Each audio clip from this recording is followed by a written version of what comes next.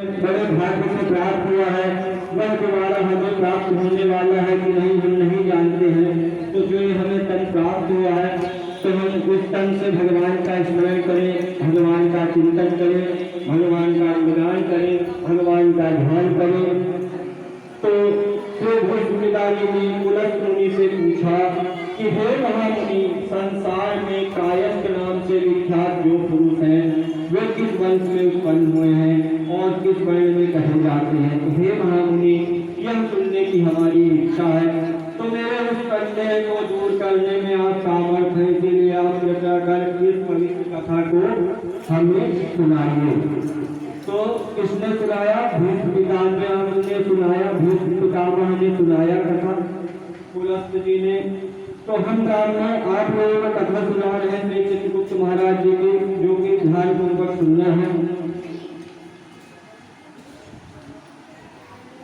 तो गंगा के पुत्र भीष्म पितामह से बोले कि हे गंगे, मैं कायस्थ उत्पत्ति का वर्णन आपसे करता हूँ, जिसको आपने आज तक नहीं सुना होगा, उसी को मैं कह रहा हूँ। जिसने चराचर यह जगत उत्पन्न कर पालन किया और करते हैं वही फिर नाश करेंगे। इस प्रकार अव्यक्त और शांत पुरुष लोक पितामह ब्रह्मा ने जिस तरह पूर्व काल में इस तरह संसार की कल्पना की, वही वर्णन करता हूँ।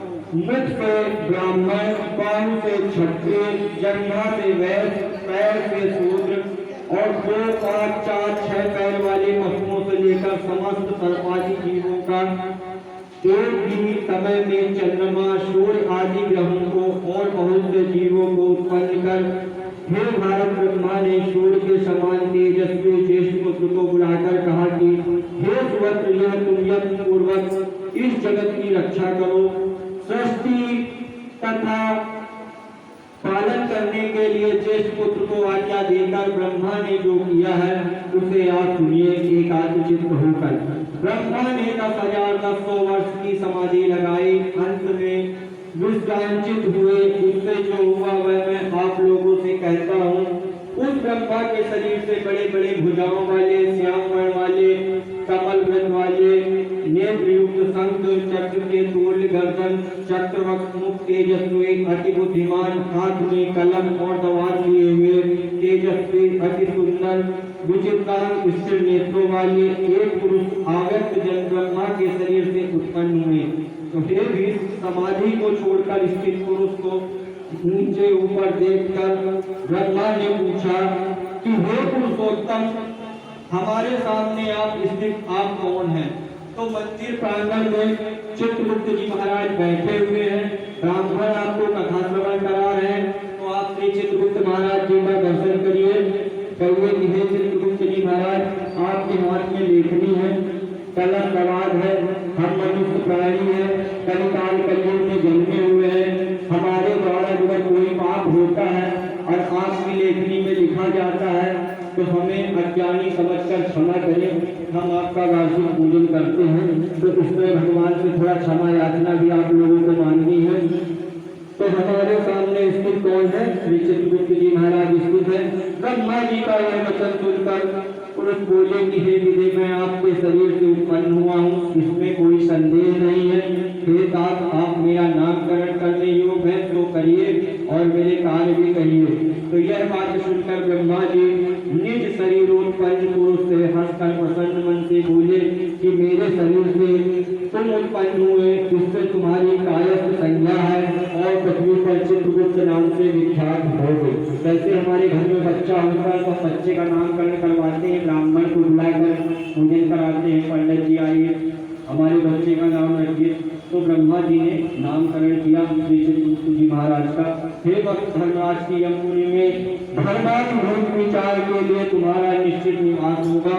हे पुत्र, अपने वर्ण में जो उचित धर्म है उसका विधि पूर्वक पालन करो और सनातन उत्पन्न करो। सनातन और संतान दो चीज होती है। सनातन क्या है कि हम अपने धर्म को बढ़ाते हैं और संतान से हमारे घर में विकास होता है। बच्चे के लिए हर कोई चाहता है कि भगवान की कृपा से हमारे घर में पुत्र पुत्री की प्राप्ति हो, तो संतान की प्राप्ति भी इंसान मानता है। सनातन यानी हमारा धर्म बढ़े। हम चाहते हैं अपने धर्म की रक्षा के लिए, धर्म को बढ़ाने के लिए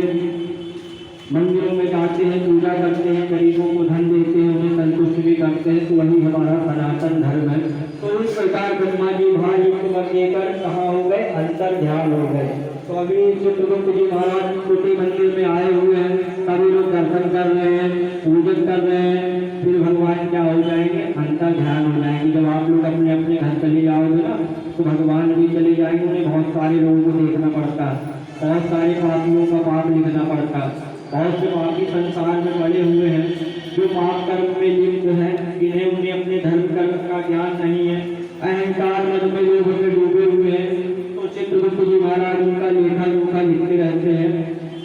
तो इस प्रकार ब्रह्मा जी भारुक होकर बल देकर वहां से अंतर ध्यान हो गए। तो श्री पुलस्त जी ने कहा कि हे कुरुवंश की वृद्धि करने वाले जीव, चित्रगुप्त से जो प्रजा उत्पन्न हुई है उनके नाम का मैं वर्णन करता हूँ, सुनो। गौर माथुर भटनागर सक्सेना स्थाना श्रीवास्तव मस्त कर्ण, ये महामते और भी चित्रगुप्त से उत्पन्न अम्बस्त आदि पुत्र समस्त शास्त्रों में निपुण हुए। तब चित्रगुप्त ने पुत्रों को पृथ्वी पर भेजा और धर्मादि धर्म जानने वाले महामती चित्रगुप्त ने धर्म साधना की शिक्षा दी और कहा कि देवताओं का पूजन, पितरों का श्राद्ध तथा तर्पण, ब्राह्मणों का पालन पोषण, ब्राह्मणों को पूजन करवाओ, तो अपने घर में ब्राह्मणों को भोजन करवाओ, ब्राह्मणों का सम्मान करो, सदैव अभ्यास की यथपूर्वक सेवा करनी चाहिए। जो गरीब हैं, लूले लंगड़े अंधे कोढ़ी, उनकी सेवा करो, उन्हें भोजन कराओ, अपने माता पिता की सेवा करो, अपने गुरुओं की सेवा करो, बड़ों का सम्मान करो। यही उन्होंने अभ्यस्त कराया कि हे पुत्रों, तीनों लोगों के हित के यज्ञ के लिए सृष्टि पृथ्वी लोक में उत्पन्न हुए हैं। तो यज्ञ करना और धर्म की कामना करना, अपने धर्म को बढ़ाना, अपने देवी देवताओं की पूजा करना, तो महिषमर्दिनी देवी का पूजन अवश्य करना चाहिए। घर में जो देवी का पूजन नहीं होता, देवी महिषमर्दिनी कौन है, शेरों वाली माता। शेरों वाली माता को कौन सा द्वार दिया गया था, गरुड़ पुराण में। गरुड़ पुराण में चित्रगुप्त जी का भी वर्णन है, उनका एक मंदिर भी बताया जाता है, धर्मलोक का वह मंदिर है धर्मराज जी का। तो जब धर्मराज जी पूछते हैं कि हे चित्रगुप्त महाराज बताओ कि यह पापी मनुष्य पृथ्वी लोक से आया हुआ है, बहुत पाप करके क्या दंड दिया जाए। भगवान नारायण के धाम में डायरेक्ट कोई नहीं जा सकता, वह वैकुंठ लोक कहलाता है, सत्यपुर कहलाता है। सत्यपुर में कोई नहीं जाता, जब तक चित्रगुप्त जी महाराज आदेश नहीं देंगे ना, तब तक वह धर्मराज के आदेश के अनुकूल वह डायरेक्ट वैकुंठ में नहीं जा सकता, क्योंकि उसमें पाप के लेखा जोखा का वर्णन जब तक वो नहीं करेंगे तब तक वह नहीं पहुँचेगा। क्योंकि स्वर्ग को ही मनुष्य को प्राप्त है, जिसे जीव अपने घर में टीवी, कूलर, पंखा, AC, कार, साइकिल, मोटरसाइकिल सबका परिभ्रमण कर रहा है। जानने के बाद क्या उसे प्राप्त होता है, ये तो सिर्फ किसे मालूम है, धर्मराज जी को मालूम है, चित्रगुप्त जी महाराज को मालूम है, क्योंकि उनके हाथ में कलम धराल है। तो जितना समय भगवान के चरणों में आप लोग निकाले हुए हैं, वह अपने पापों और कष्टों को दूर करने के लिए निकाले हैं। तो महिषमर्दिनी देवी का पूजन अवश्य करें। देवी के पूजन से जो शक्ति प्राप्त होती है, जो विकार नष्ट होते हैं, नवरात्रा में भी पूजन होता है और गणेश जी के साथ माँ गौरी का भी पूजन होता है। तो हम सब माँ के बेटे हैं, बिना माँ के संतान की उत्पत्ति नहीं होती है। तो माँ ही हमें लालन पालन पोषण करती है, पिता हमें ज्ञान संस्कार देते हैं। तो आज के बच्चे अपने माता पिता की बात नहीं मानते हैं, तो उनको अपने माता पिता की बात को अवश्य मानना है। कहते हैं पढ़ाई करो तो पढ़ना है, स्कूल जाने के लिए कहते हैं तो स्कूल भी जाना है, उनसे लड़ना झगड़ना नहीं है। अपने माता पिता का सुबह उठो, पैर छुओ, आशीर्वाद लो, ये आपके बच्चों के लिए बताया जा रहा है, जो कि अपनी मनमानी से चलते हैं और चोट लगवा के रोते हुए घर आते हैं। फिर कहते हैं पापा चोट लग गई, तो अपनी गलती ना बताएंगे कि चोट लग गई। तो जब पापा कह रहे हैं कि बिना पूछे घर से नहीं जाना, तो बिना बताए क्यों चले जाते हैं बच्चे। तो बच्चों को लोग भगवान कहते हैं कि जब आप हमारे मंदिर में आओगे, एक लोटा जल चढ़ाओगे, पैसे का पानी नहीं लगता है, फूल लगा लो, फूलों में पानी डालो, फूल खिलेंगे, उसी तरह ज्ञान बढ़ता जाएगा। जिस तरह फूल बढ़ेगा, पेड़ बढ़ेगा, उसी तरह ज्ञान बढ़ता जाएगा। तो जो बच्चे भगवान का पूजन नहीं करेंगे, उन्हें भगवान का आशीर्वाद प्राप्त नहीं होगा, तरक्की उन्नति नहीं कर पाएंगे।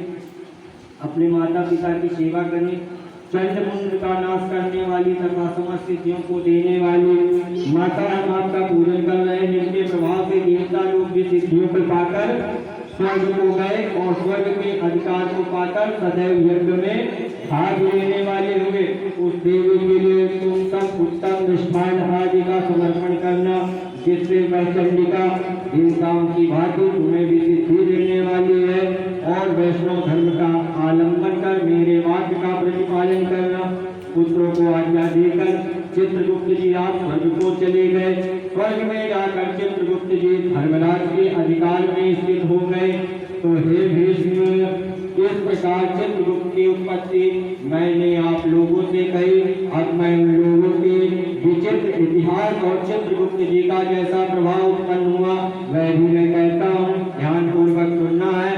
तो गुरस्त जी बोले, हे धर्मादि धर्म को जानने वाले, नित्य पाप कर्म में रत पृथ्वी पर सौदास नामक राजा रहता था। उस पापी दुराचारी तथा धर्म कर्म से रहित प्राणी ने जिस प्रकार पूर्ण के फल का भोग किया कर कथा सुनो। तो राजनीति नहीं जानते हुए भी राजा के निज राज्य में ढिंढोरा पिटवा दिया गया कि दान धर्म हवन तर्पण अतिथियों का सत्कार जप नियम तथा तपस्या का साधन मेरे राज्य में कोई ना करे। देवी आदि की भक्ति में तत्पर वहाँ के निवासी ब्राह्मण लोग उसके राज्य को छोड़कर वहाँ के नाना देशों में चले गए। जो रह गए वे यज्ञ नहीं कर पा रहे थे, हवन नहीं कर पा रहे थे, श्राद्ध नहीं कर पा रहे थे, तर्पण कभी नहीं कर पा रहे थे। तो हे गंगा के पुत्र, तब से उनके राज्य में कोई यज्ञ हवन आदि पूर्ण कर कोई नहीं कर पाता था। तो हे भीष्म, उस समय उस देश के पूर्ण बाहर गए ब्राह्मण तथा अन्य वर्ण के लोग धर्म का नाश करने लगे। अब आप उस दुष्ट राजा का कर्मफल सुने। कार्तिक शुक्ल पक्ष के उत्तम तिथि द्वितीया को पवित्र होकर कायस्थ लोग चित्रगुप्त जी का पूजन करते हैं, जो भक्ति भाव से परिपूर्ण होकर सुंदर धूप दीप आदि के द्वारा देवयोग से राजा भी इधर उधर घूमते हुए वहां पर आ पहुंचे और पूजन देखकर पूछने लगे, यह किसका पूजन हो रहा है? तो वे लोग बोले कि हे राजन, हम लोग श्री चित्रगुप्त जी महाराज का तो पूजन कर रहे हैं। यह पूजन सुनकर राजा ने कहा कि मैं भी श्री चित्रगुप्त की पूजा करूंगा, जैसे यहाँ पूजा चल रही है। तो कोई बिरादरी का आर्थिक रहे कि कौन सी भगवान की पूजा चल रही है, तो आप बताएंगे चित्रगुप्त महाराज की पूजा चल रही है। तो उसके मन में भी है विचार आ सकता है कि मैं भी श्री चित्रगुप्त जी महाराज के पूजन में शामिल हो जाऊं। तो आप लोग उसे रोक नहीं सकते, उसे भी शामिल करना पड़ेगा। जो कोई रोकेगा वह पापी कहलाएगा। भगवान सभी के होते हैं, इसीलिए मंदिर में विराजमान कराए जाते हैं। तो सभी का अधिकार होता है मंदिर में। भगवान व्यक्ति विशेष ना पुजारी के होते हैं, ना यजमान के होते हैं। भगवान को उनका ध्यान नहीं होता है, आते हैं और चले जाते हैं। कहा कि मैं भी चित्रगुप्त जी का पूजन करूंगा। यह राजा ने स्नान कर श्रद्धा भक्ति युक्त मन से चित्रगुप्त जी का पूजन कर और भक्ति पूजन के उसी क्षण पाप रहित होकर राजा सौदास स्वर्गलोक को चला गया।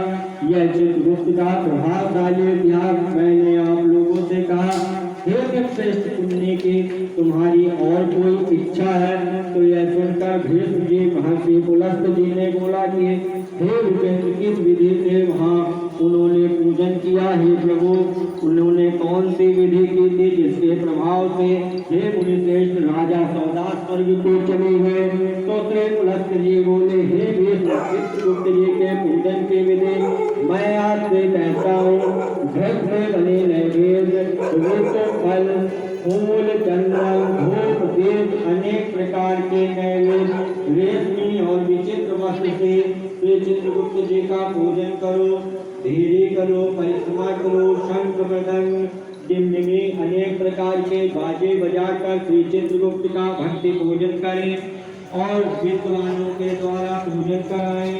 कलश का स्थापन कराएं, ऊपर शक्कर से भरा कपूरा रखें। यज्ञ पूर्वक पूजन कर ब्राह्मण को दक्षिणा दे, ब्राह्मण से आशीर्वाद प्राप्त करें, भोजन का प्राप्त करें, कलम गवार और हाथ में कमल का कीले का धरती पर बजने वाले ही आपको मेरा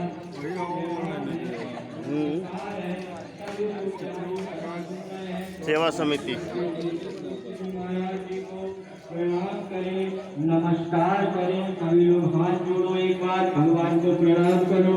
चित्रगुप्त जी, आप कायस्थ जाति से उत्पन्न होकर लेखकों को अक्षर प्रदान करते हैं। आपको मेरा बारंबार नमस्कार है। जिसको आपने लिखने की जीविका दी है, आप उनका पालन करते हैं, इसलिए मुझे भी शांति दीजिए।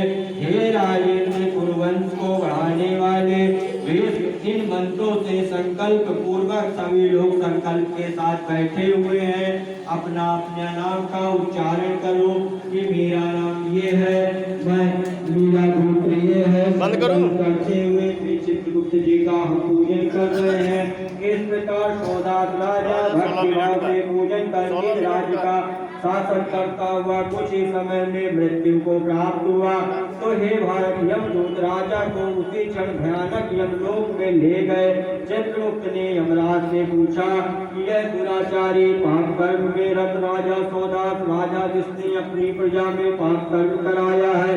इस प्रकार धर्मराज से पूछे गए धर्माधर्म के जानने वाले महामती श्री चित्रगुप्त जी हंसकर राजा के समीप जाकर बोले, ये भी पाप युक्त शुभ वचन बोले। हे धर्मराज, यह राजा यद्यपि पाप कर्म करने वाला है, पृथ्वी में प्रसिद्ध है, और मैं आपकी प्रसन्नता से पृथ्वी में पहुंचूं, तो हे स्वामी, आप ही ने मुझे यह वर दिया कि आप सदैव कल्याण होगा, इसीलिए आपको मेरा नमस्कार है। हे देवादिदेव, आप भली भांति जानते हैं और मेरी मति है कि राजा पापी है, तब भी राजा ने भक्ति भाव से मेरी पूजा की है, इससे मैं प्रसन्न हूँ। हे इष्ट देव, इस कारण यह राजा वैकुंठ लोक को चला गया।